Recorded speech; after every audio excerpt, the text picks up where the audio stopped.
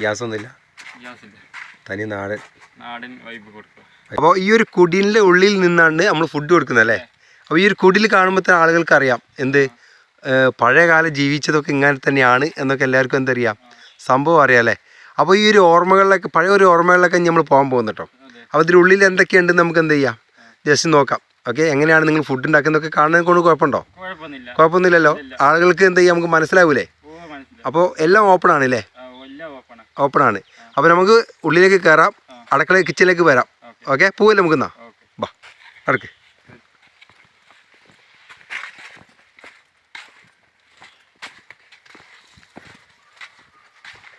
അമ്മച്ചി അടുക്കളയിൽ കയറുന്നുണ്ട് കേട്ടോ. ഇതാണ് അടുക്കള. Okay, set. ആ പഴയ കാലം അല്ലേ? അടുപ്പിൽ തന്നെ ഉണ്ടാക്കുന്നത്? എല്ലാ അടുപ്പ്, ഗ്യാസ് ഒന്നും ഇല്ലല്ലോ. ഇപ്പം നിൽക്കുന്നത് ചേകാടി കേട്ടോ. ചേകാടി ഒരു മനോഹരമായ ഒരു ഗ്രാമമാണ്.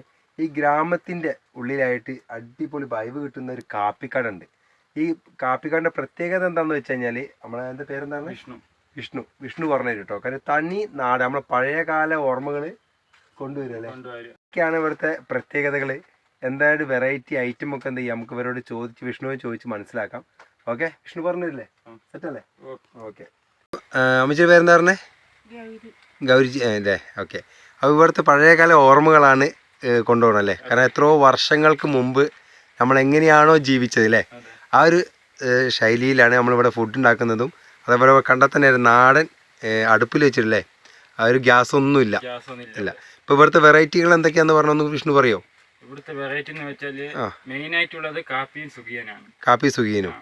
പിന്നെ ഫുഡായിട്ട് എന്താ ഉണ്ടാവുക എന്ന് വെച്ചാൽ ഗന്ധകശാല കൊണ്ടുള്ള ഒരു റൈസും, അതിന്റെ കൂടെ ചിക്കൻ കറി, പപ്പടവും, പുതിന ചമ്മന്തി, പിന്നെ അച്ചാറ്.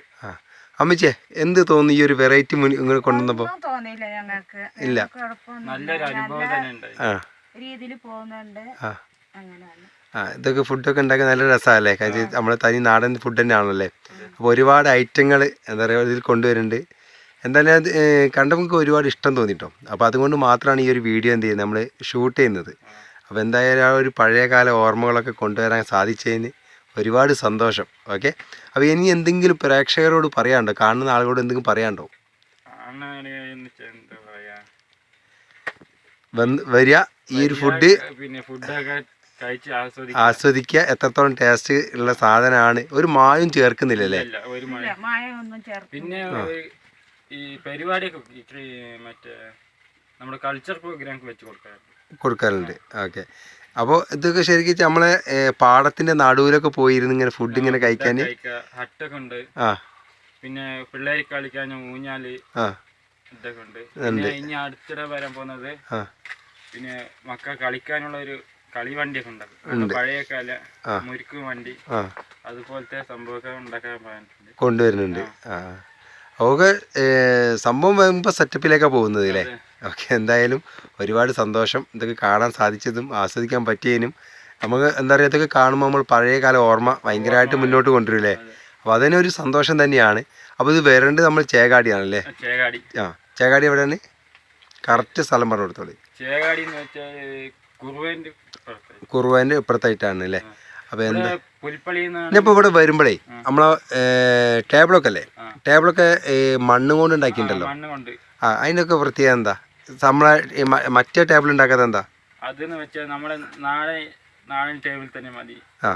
മണ്ണ് കൊണ്ട് ഉണ്ടാക്കിയ അത് വെച്ചാൽ അങ്ങനെ ഉണ്ടാക്കാനാണ് നമ്മൾ ആ ഒരു എല്ലാം പഴയതിലേക്ക് തന്നെ കൊണ്ടു നടക്കുന്നത്.